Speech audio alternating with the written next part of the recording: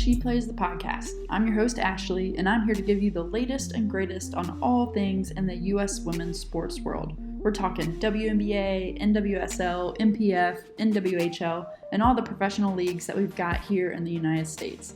She Plays is a fantasy sports platform for U.S. women's leagues, and our podcast is to help you get to know leagues and athletes better, as well as give you some expert tips every now and then for our games. All of this is part of our mission to give a platform and raise more awareness for the women's side of the sports industry and to give them the greater attention that they are due. Join us on the journey. Thanks for tuning in. Hi, everyone, and welcome back to She Plays the podcast. I am super excited today to be joined by Sarah Stoller, a player of the Utah Wild in the Western Ultimate League, and also a family doctor at a community health center. So, Sarah, thanks for taking the time to come on the podcast. My pleasure. Thank you for having me. Yeah. So just real quick, because it's part of your bio, you've got two things there, like a full-time career and then a professional athlete on top of that. Tell us a little bit about how that works. Well, the full-time doctor is definitely my full-time gig. I've been a family doctor at a community health center in Idaho in the Boise area for 12 years. And I work at a safety net clinic where we take all comers and provide the full spectrum of care from infancy to elderly patients. And that's been a lifelong passion. I really believe in the mission of our clinic and bringing healthcare to everybody wherever they may be. And then became a professional athlete when I was age 38, which has been a lifelong dream for me. I've wanted to be a pro athlete since I was 4 or 5 years old. And I play for Utah Wild, which we have players from the Mountain West, so Salt Lake City and Provo, Boise, Montana, Colorado, and we all come together for training camps and games. So it's a bit of travel. I think building chemistry when we're across different states is always our biggest challenge, but we have pod practices and we have training camps and games, as I said. So it's been a dream come true to get to play for Utah Wild. That's incredible. I didn't realize it was that many states feeding into a team. That's huge and a lot, like you said, a lot of moving pieces, right? And it's so cool to hear a lifelong dream being realized. That's amazing. Have you always been into ultimate, or what were your sports growing up and stuff like that? I actually started out playing soccer, probably 5 years old. And since then, it's my favorite sport, my first love. I have been obsessed with the U.S. women's national team since I was in elementary school, and they have really paved the way and shown an example of the fact that women can be professional athletes, can be on the world stage. So that's always been a really inspiring, driving force for me. And then I actually started playing, I played a little bit of ultimate frisbee in high school and then really got into it in college. I played college soccer, but at a D3 school. And so we didn't have training 6 days a week for all 4 years. So I got to try some other things and picked up ultimate frisbee when I was a freshman and just fell in love with the culture and my teammates. And after college, it's pretty tough to go pro in soccer unless you're very, very good. So ultimate frisbee is a wonderful way. I've been playing club for 22 years, I think. And it's a great way to be a part of a community, traveled all over the world to play Frisbee and play at all different levels from, pick up in the park to city league to club ultimate Frisbee to professional. So the sport is growing rapidly. It's a wonderful culture. We have a big tenet of spirit of the game where most of ultimate frisbee is self-officiated, even in professional women's ultimate. And I think that really leads to a lot of great relationships with teammates, with opponents. And I think it's great for kids to learn fairness and spirit of the game. It's also very physical in terms of sprinting, running, fitness. So I think that's a great way to have kids and adults learn to be healthy and take good care of their bodies. So it's really been, I guess I fell in love with Frisbee 20 plus years ago and I don't think it's ever going to stop. It's such a wonderful sport and a wonderful culture. Every time I've moved to a new city, make instant friends and have a big community to join. And then now still, even in my 40s, getting to be a part of this Intermountain West community has been really special. That's incredible. I love that so much. And I hear over and over, you saying culture. And I do think there's something special about these sports that maybe weren't so popular 10, 20 years ago, or at least talked about in mainstream media or at all on coverage, that there is this kind of bonding that you have of, we care about this, we want this to grow, we want this to continue. It is amazing. Is it kind of like you have a tournament and then you're all hanging out together after, just like celebrating, oh, we did this? I'm sure competitive during a game, right? Yeah, one of the most fun parts is, it was very challenging to learn this coming from soccer, where it was very competitive. You really didn't, maybe some people did, but my teams, we were not socializing with our opponents after games. And ultimate frisbee, most of the time you're going to a tournament where all the teams are traveling, and you come together for 2 to 4 days to play 8 games in a weekend. And there's usually a social gathering at some point during the weekend.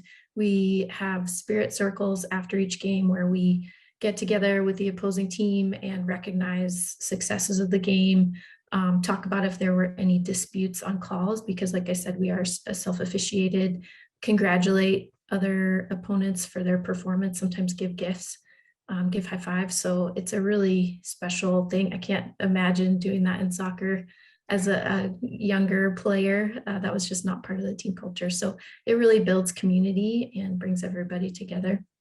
That's exciting. That's really exciting, just to honor the athletic ability or honor the strategy a team used. That's really cool. A couple questions came up from just hearing you. First is, you said you've gotten to travel the world doing this. Where have you gotten to go to play Ultimate?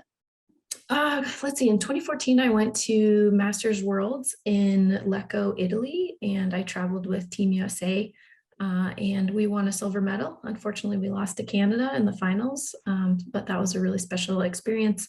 Every time I've traveled, I studied abroad during college in France, and I played there. I lived in Germany for a summer and played there. I did a rotation during medical school in New Zealand and played in a tournament while I was in New Zealand, and then traveled all over the place within the United States for various tournaments to San Diego, Florida, Philadelphia, and then lots and lots of trips to Montana.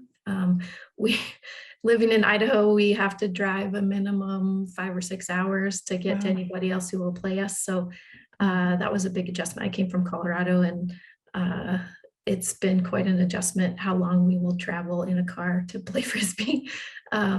6 hours seems like nothing now, but people love this sport so much. We will drive a long way. We will travel very far to get to play. Yeah. Well, and I know, this is something that new leagues like the Western Ultimate League are hoping to continue to advance and bring on sponsors that will help. But also, there are a lot of athletes that pay their own way as well to play in these leagues, and to buy all their gear, whereas like in a professional league, some of that's provided. So it really is kudos to the people who come first and make it happen, right? That hopefully in 10 years, it's a fully sponsored, profitable league where athletes are getting paid. And but it's amazing the investment people are putting in, like yourself. Well, thank you. Yeah, I have to say it was such an honor to be part of the first season of the WUL, the Women's Ultimate League, or the Western Ultimate League, excuse me. And it's the first time in my life that I've been paid to play frisbee. And this wonderful Utah Wild jersey was provided by our team, and it was an incredible feeling to get a check at the end of the season for all of that work and effort and joy that went into it. And it's such a symbol of where women's sports is going. I'm a huge soccer fan, as I mentioned, and I followed Euro Cup this summer. And when I think about 87,000 people watching England beat Germany in the Euro Cup final, people want to watch women's sports, especially women and also especially men. And there's a huge market out there for it. I think we've been told in the past that there wasn't, that's not as exciting, not as competitive, and that's just purely not true. And it's wonderful to see those examples on the world stage as proof positive that people want this product. It's incredibly exciting, incredible displays of athleticism. And for me, as a part of the Western Ultimate League, where we're really in our beginnings, it's so inspiring to see something like that and think about the future and what it's going to be like. Absolutely. Well, and as Ultimate continues to grow, like you mentioned before, and college athletes are able to work their own sponsorship deals now and things like that, I could see how this sport could be unique in the NIL space. What if someone is looking to get into Ultimate, or they've graduated or moving to a new city and want to get into it? One, where did you go to find people? And then how much would it cost you think, to just start playing? Well, lots of frisbee communities use social media to communicate. So most small to mid-sized cities will have a city league. So Boise, where I live, has a city league. Even Bozeman, Missoula, they have city leagues that they run during different times of the year. So anybody can sign up for that, and you're put on a team and get to meet 20 people that you spend once a week for usually 8 to 10 weeks playing with. There's also pickup, and that's open to anybody. Like I said, played pickup all over the country, all over the world. Social media is a great way to connect with that. And then club teams, the US club season usually runs April to May through October. And local teams have Instagram pages and Twitter feeds, and they'll announce tryouts. And unfortunately, so signing up for City League, most leagues probably run $40 to $75 for the season, which I think is comparable to rec soccer leagues or cornhole leagues or what have you. And then pickup is free. A full club season can be very expensive. My club team this season is traveling to, I think, 6 tournaments. In the past, it's been up to 8 if you go all the way to nationals, and that can be $2,000 to $5,000 a season, depending on if you need new uniforms, where you're traveling, if you make it to nationals, what the tournament fees are. So it can be very, very expensive, and the cost is a real barrier for club seasons for a lot of people. And that's one thing that I think Utah Wild in particular, there's such incredible leadership and vision in really being intentional about how they want the team to be, making sure that finances aren't a barrier for people, being as inclusive as possible. We're a team for women and non-binary athletes, and I think it's a really welcoming, wonderful team culture that tries to support people to play wherever they are. That's incredible. I love it. Well, and just to play pickup, you need maybe not even shoes. I've played Ultimate with plenty of people barefoot, and just a disc, right? Yeah. So you could go out there and start today.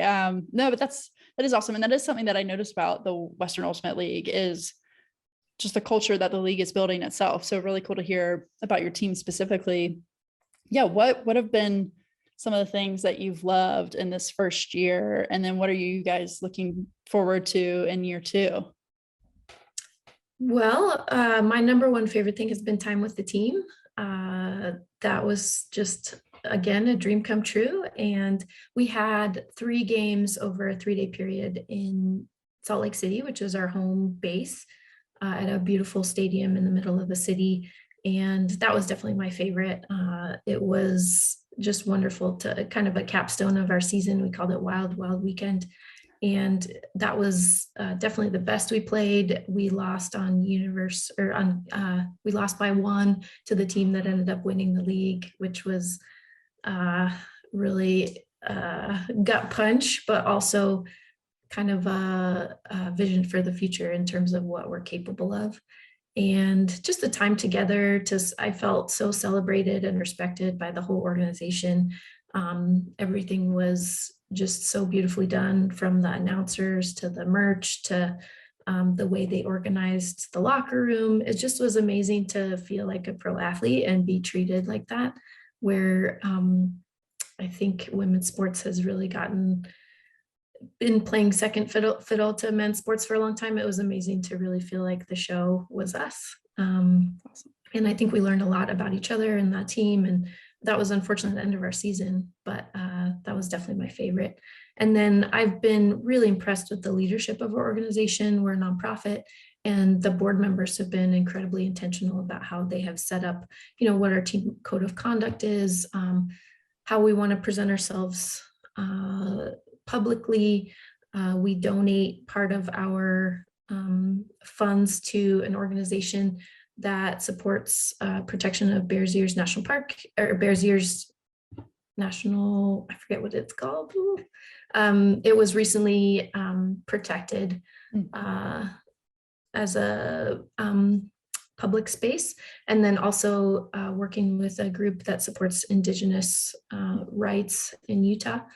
And so I think partnering with them and donating part of our proceeds while also trying to support this mission that we have of promoting women and non-binary athletes in professional sports, it just feels like it really aligns with all my values, and really trying to do it the right way, in a very intentional way. So I think their leadership has really been incredible. That's awesome. And I think it's something that's so unique to women's sports, is this passion to give back to other marginalized groups as well. I don't know if it's just like, whether like cis women or non-binary folks or whatever, just like the stigma that we've had, or the battles that we've had to fight. We're like, okay, now we've made it here. Let's reach back a little bit and help other folks. And it is something totally unique to the sports landscape, I think. So really, really cool what you all are doing. So what's an off season like for you? You're in off season right now, I imagine, or you're playing city maybe, but the Western League is in the spring. So how does the team stay together, or is it kind of, okay, we're done and we'll have tryouts again in the spring? So our season runs in the spring. After the season was over, most of us went on to play club. So the club season runs usually April or May through October. So I was playing on a local Boise team. Actually, I'm injured right now, so I'm helping kind of assistant coaching them, which has been really fun. So I'm just doing a lot of PT and training, and then we're going to have tryouts, I believe, in November. And we moved it up a couple months actually, because we want to have more time to train and have a couple more team camps, so we can really build that chemistry early again, because we live across 4 states. And it's hard to do that when we're so far away from each other. So really that's my current goal, is to train for tryouts in November. And we did have a camping trip in June, and we're going to have another one in October, where we're going to City of Rocks, which is a really neat national reserve in southern Idaho, kind of between Boise, equidistant between Boise and Salt Lake City. So hopefully do some rock climbing, some hiking, and just some team bonding together. I would love to get a ski trip together this winter. We're Intermountain West women, and so we almost all of us have 1 to 10 outdoor hobbies that we love. So hoping that we can share some of that together. I think November, December will kind of be preseason, mostly working out on our own. We also have pods in each of our individual cities. So we have workout partners and throwing partners. And so probably do pods and just fitness and kind of getting ready for the season. I think all my teammates pretty much are playing club right now. Okay. So I've got some catching up to do since I've been doing mostly rehab. I think they're all going to be in tip-top shape for tryouts. So. Well, and Utah Wild, a very fitting name. It sounds like, yeah, people like to be in the outdoors out there. Well, sorry to hear that you're injured, but yeah, hoping the recovery can go well and you'll be ready to take it all on for tryouts. I was curious, you've had quite a career or a longevity in this sport, which is a really cool thing to learn about a sport, that you can have longevity. But what's the difference in how you approached playing when you first started and how you approach it now? I've been amazed. I don't know that when I was 23, when I started playing club, I was like, I'm going to play for the next 20 years. That did not cross my mind. I think on my first women's club team, there were people that were 37, 38, and they were actually some of the fastest people on the team, really talented athletes. So I really looked up to them. And I think there are some major differences. I certainly don't recover as quickly as I used to, which is always a frustration because I always want to train more than I can. And I have to really cross train a lot. Lifting also really helps. And I think I've been incredibly lucky in terms of injuries over my career. I played very competitive soccer, college soccer, and then very competitive ultimate since I was 10, so 30 plus years. And haven't had any really major injuries until the last couple of years. So I've been super lucky. And I think some of that's just chance, to be honest. And then also the amount of cross training that I do. I have lots and lots of interests. I dirt bike, I mountain bike, I trail run, I hike, I backpack, swim, do all sorts of stuff. So I actually, until this past year, I never played year round.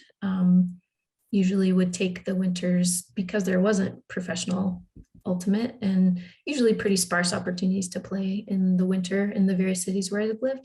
So I've never played year round. And I think just taking that break and doing different things with my body probably really helped with my longevity.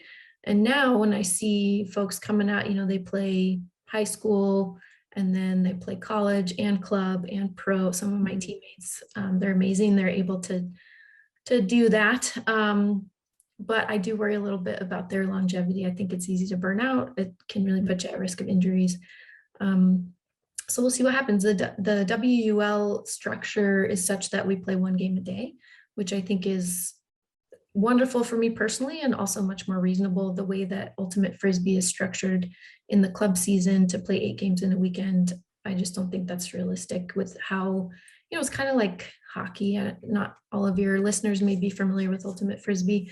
It's a lot of sprinting, ballistic movement, hard cutting, and that can be very hard on your body. There's plenty of injuries to go around. And I think playing the one game a day where it's super competitive, we warm up really hard, we play really hard, and then we rest. That's a much more sustainable, healthier, safer model. And so I'm really thankful for that too. As it gets harder for me to, I really have to take more days off, and I can still perform, but it takes more rest and more preparation. So the structure of the WUL is great for me personally as well. Yeah, well, just the caring for the athlete, yeah, and your instrument, right? So that's awesome. Cool. Well, do you have a little bit of time for a couple of rapid fire questions? Sure. I've loved getting to talk with you and learn more about your team and your career, and it's again just such a privilege to talk to folks who are making things happen. So yeah, have really enjoyed chatting. But yeah, you want to do a couple of rapid fire? Sure. All right. So you're either going to the gym or it's like pregame. What is the one song that pumps you up the most? Oh gosh. It changes a lot. Right now it's probably Dance Yourself Clean by LCD Sound System. I just love that. I don't know if there's a really awesome ski video of this guy skiing through a city in British Columbia to that song. It's amazing. Okay.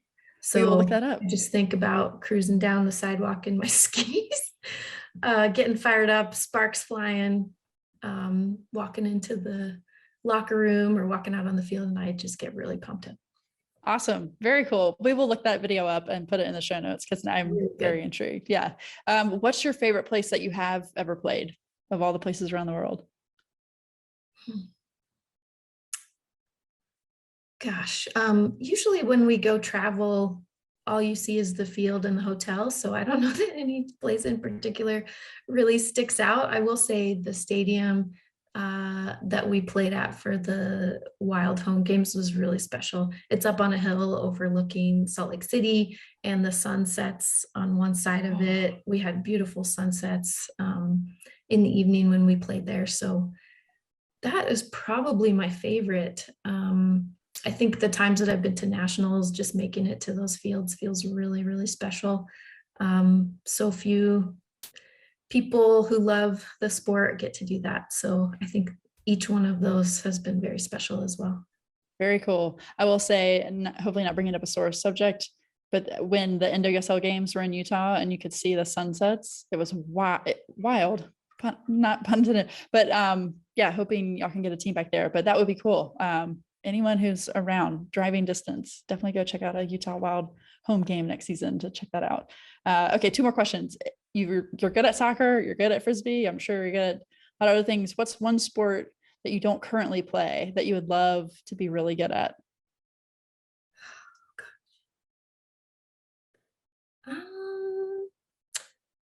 I feel really lucky. I feel like I'm doing exactly what I want to do, and I just want to get better at those. I think I picked up dirt biking a couple years ago, and it is terrifying and exhilarating and so intimidating, so humbling. And so instead of picking up a new sport, I just want to keep getting better at that because it's an incredible way to see really wild country. Incredible workout, even though you have a motor, it's really great core. And so that is probably my number one goal, besides just working on getting better at frisbee, is to be a better dirt biker. Awesome. Very cool. And then last one, if you could get free tickets for life to any sporting event, and you get tickets every time the event happens, if it's every 4 years of the Olympics or every year a championship, what are you getting free tickets for? Women's World Cup, hands down. Love it. Love it. No competition there. Love it. Awesome. Well, thank you again, Sarah, for your time, for coming on, for, inspiring so many people by doing what you're doing and being a part of this, groundbreaking movement, and starting a new league. Can you tell folks where they can connect with you and the Utah Wild online? Sure. Our website is utahwildultimate.org, and there's our rosters up. We have awesome merch. This is our dark uniform, and we have some really, really cool stuff. Our Twitter is at UTWildUltimate, and our Instagram is UtahWildUltimate. Lots of great updates, and that's where tryout announcements will be posted. So definitely check us out. Awesome. And we will put all those in the show notes. So thanks again for your time and for coming on, and we'll be rooting for you to recover and see you back on the field in the spring. Awesome. Thank you so much.